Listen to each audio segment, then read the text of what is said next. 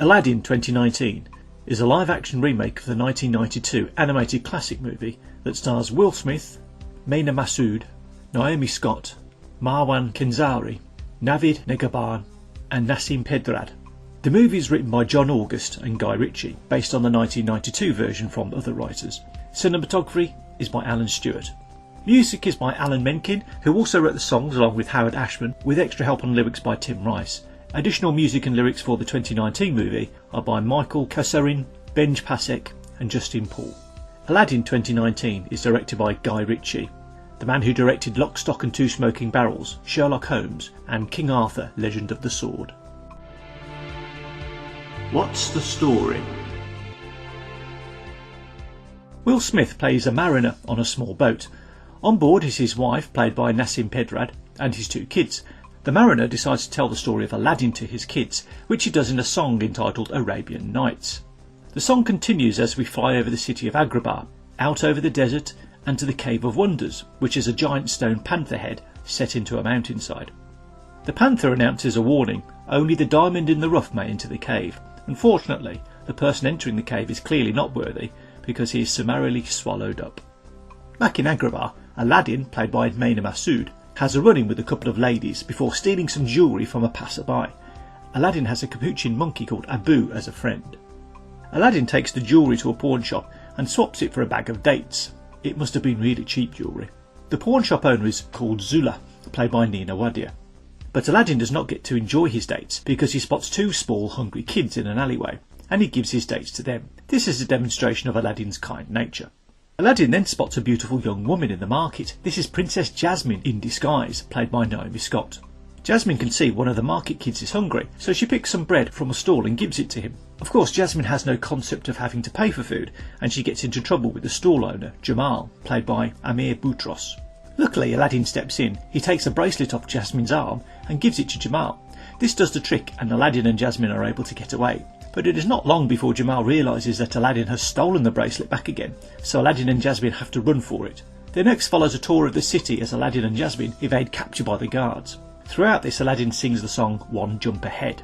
Somewhere else in the city, Jafar, played by Marwan Kenzari, is recruiting potential candidates to be the diamond in the rough he is looking for.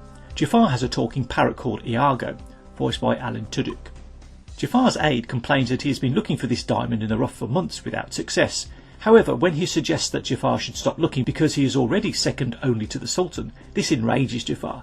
Jafar does not like being called second best, so he kicks the aide into a well and probably kills him. Aladdin shows Jasmine where he lives, which is on one of the rooftops. Aladdin shows her the wonderful view of the palace. Jasmine introduces herself as Dahlia, handmaiden to the princess. Later, as Jasmine walks back to the palace, she asks Aladdin for her bracelet. However, Aladdin can't find it because Abu had taken it earlier. Jasmine thinks that Aladdin is lying and storms off. Aladdin is nearly run over in the street by a man on a horse. This man calls Aladdin a worthless street rat, and these words hurt Aladdin. On his way home, Aladdin sings a short reprise of his earlier song to remind himself that he is not worthless. In the palace, the Sultan, played by Navid Negahban, welcomes Prince Anders, played by Billy Magnussen. Prince Anders is some sort of Scandinavian prince, but he is also a dimwit and clearly not a good match for the princess. Although it does seem unfair for Jasmine to respond with a sarcastic remark when Prince Anders compliments her on her beauty. Later, Jafar complains to the Sultan that Jasmine should hurry up and choose a prince because they need political and military allies.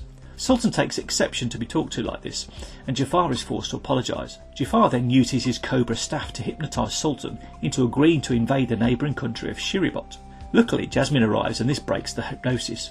Shiribot is where Jasmine's mother came from, so this news horrifies Jasmine. Jasmine then announces that she does not need a husband and she wants to lead the country herself, but this has never happened before, and Jasmine is literally told she should be seen and not heard. This prompts Jasmine to lead into a new song written for the 2019 movie called Speechless. That night, Iago spots Aladdin breaking into the palace. For some reason, Iago is able to determine that Aladdin is the diamond in the rough that Jafar has been looking for. Jasmine speaks with the handmaiden, Dahlia, played by Nasim Pedrad. When Jasmine complains that she was born to do more than just marry some useless prince, Dahlia responds with a great line: "You're just getting married. It's not like you have to talk to him." Aladdin knocks on the door. He has come to return Jasmine's bracelet. There next follows the classic mistaken identity scenario as Jasmine asks Dahlia to pretend to be Princess Jasmine so that Aladdin does not know who Jasmine really is. Aladdin promises to return the next night and leaves. Unfortunately, Aladdin is captured by the guards on his way out of the palace. The next morning, Aladdin is taken by Jafar to the Cave of Wonders. First, Jafar tells Aladdin that the girl he thinks is Dahlia is actually the princess. Next, Jafar tells Aladdin that he has stumbled upon an opportunity because he can make Aladdin rich enough to impress a princess. Aladdin and Abu are sent into the Cave of Wonders with instructions to touch nothing but the lamp. Aladdin and Abu find themselves in a treasure room. As promised, it is filled with gold, statues and all sorts of precious stones. Abu goes a little crazy, and Aladdin has to remind him that they must touch nothing except the lamp.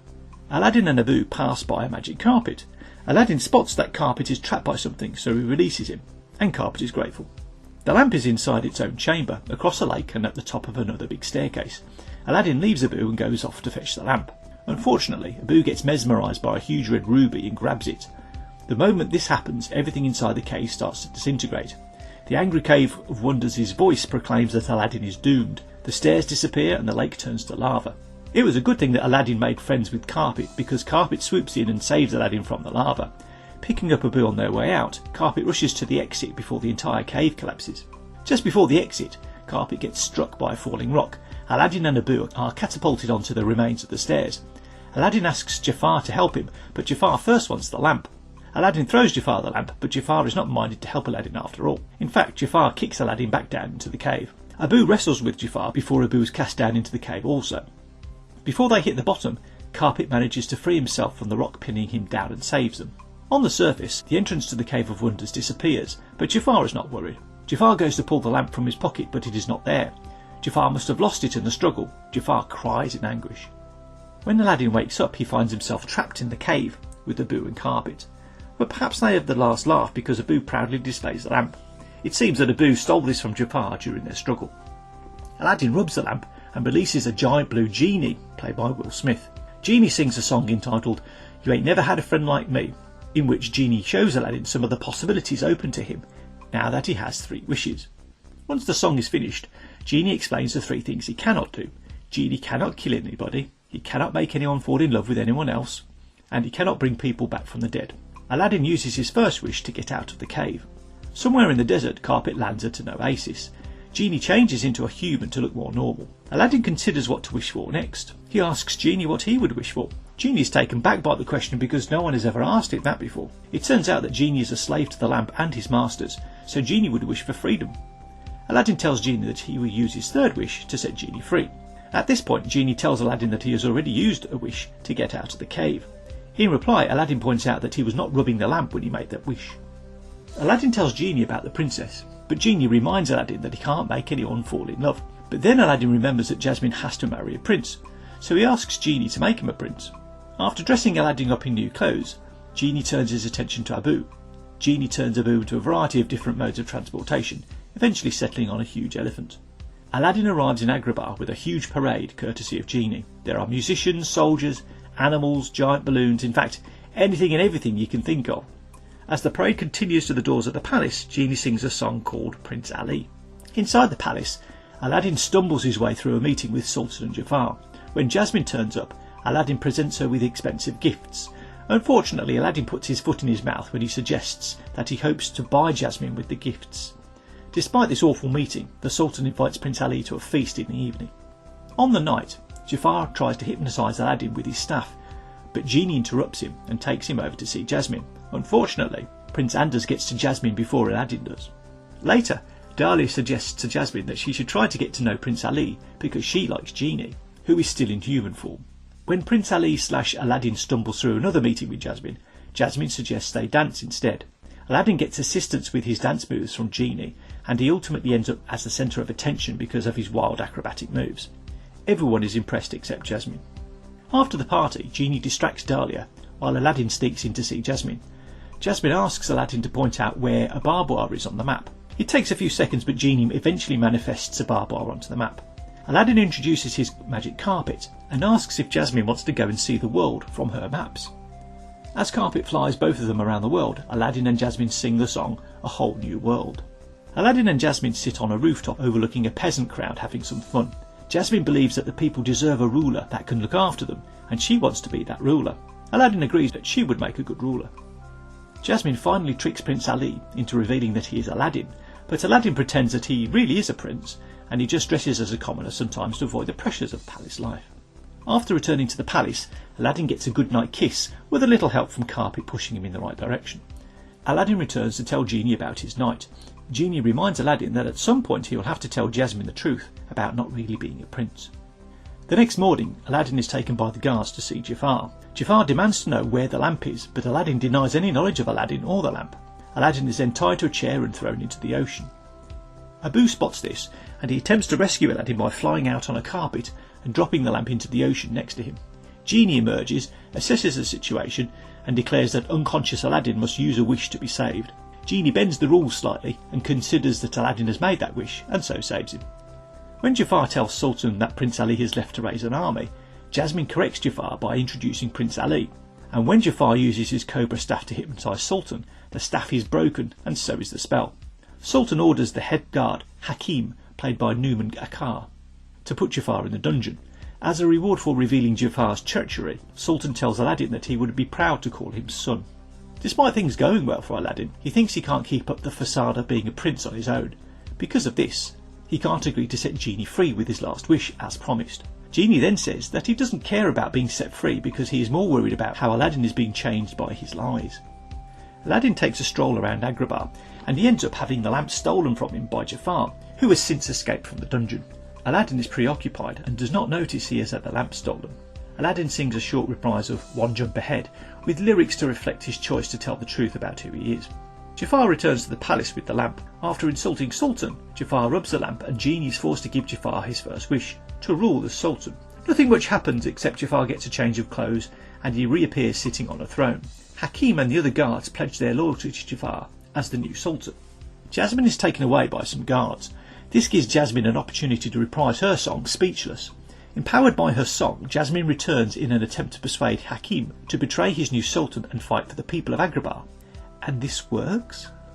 When everyone refuses to obey Jafar, Jafar asks Genie to make him the most powerful sorcerer in the world. Jafar uses his new powers to send the guards to the dungeon and to change the newly arrived Prince Ali back into Aladdin. Jafar changes Aladdin back into his street clothes and banishes him to a frozen wasteland. After some acrobatics on ice, Carpet arrives and picks up Aladdin and Abu to bring them back to the palace. When Jafar nearly kills the Sultan, Jasmine agrees to marry Jafar to make him stop. The ceremony happens immediately. However, at the point of making the vows, Aladdin arrives on Carpet. He snatches Jasmine and the lamp onto the carpet and flies off. Jafar changes Iago into a monster-sized parrot so that he can give chase. After an exciting chase over Agrabah, Jafar gets back the lamp. Jafar mocks Aladdin and claims that he is the most powerful being on earth, but this gives Aladdin an idea. Aladdin tells Jafar that it is Genie who is the most powerful being. Genie gave Jafar his powers, and he can take them away. Of course, Jafar doesn't like being second best, so he asks Genie to make him a genie too. As the transformation takes place, Aladdin reminds Jafar that being a genie comes at a price, and this price is to live inside a lamp. As Jafar is sucked into his own lamp, he grabs Iago and takes him into the lamp with him. As soon as this happens, Genie picks up the lamp and casts it off into the distance to be buried inside its own cave of wonders for the next 10,000 years. Aladdin and Jasmine reunite. Aladdin apologises for lying to her about being a prince. Genie tells Aladdin that he can use his final wish to make himself a prince again, so that he can marry Jasmine. But Aladdin has learned his lesson. He has had enough of pretending to be something he is not. He uses his final wish to set Genie free. Now that Genie is human, he asks Dahlia to sail the world with him, and she agrees. After reflecting on the whole experience, Sultan agrees to change the rule so that Jasmine can become the next Sultan. And as Sultan, Jasmine can change the law so that she can marry Aladdin instead of a prince. At the wedding ceremony, Genie reprises You Ain't Never Had a Friend Like Me and dances along with the crowd of guests. Issues. The beginning of this movie feels like it is stuck on fast forward. The introduction of the Cave of Wonders is jammed into the opening song, and Jasmine is spotted in the market in less than 7 minutes. It takes a lot longer to get this far in the 1992 version of the movie. How this new movie manages to fill 2 hours is quite a mystery. In the original 1992 movie, Aladdin tricks Genie into getting everyone out of the cave by suggesting Genie was not powerful enough to do it. This is a clever piece of writing. In the new movie, however, Aladdin actually wishes to get out of the cave. The difference this time is that Aladdin claims he wasn't rubbing the lamp when he made his wish, so it doesn't count. This isn't clever writing at all. The use of wishes remains inconsistent. Why does Aladdin have to use a wish to get out of the Cave of Wonders or the ocean when other things do not need wishes? Genie gives out a lot of freebies that don't require wishes. For example, Aladdin is taught how to dance like an acrobat by Genie. Why doesn't this require a wish? Also, Genie is transported across the palace to see Jasmine. Why doesn't this require a wish? When Genie makes Jafar Sultan, it is perfectly natural for all the guards to obey the new Sultan because Genie's magic has forced them to do so. How is it possible, therefore, for Jasmine and the ex-Sultan to persuade Hakim and the other guards to switch sides by simply asking them to? You can't break Genie's magic by reasoning with someone. The only possible answer is that Hakim and the guards were not actually under the influence of Genie's magic in the first place. And if this is the case, why would they possibly accept Jafar as the Sultan anyway? This scene makes no sense whatsoever. There is clearly a gender equality agenda thrust into this movie, as we have seen with lots of movies recently. The agenda is so forefront, Jasmine becomes the main character in the new movie, replacing Aladdin.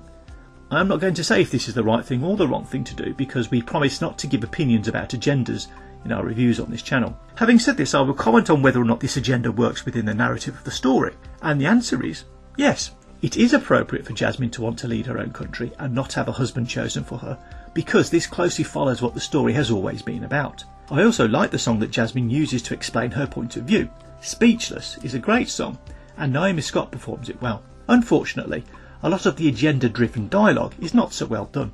Calling someone beautiful is not derogatory, and Prince Anders should not have been criticised for saying this.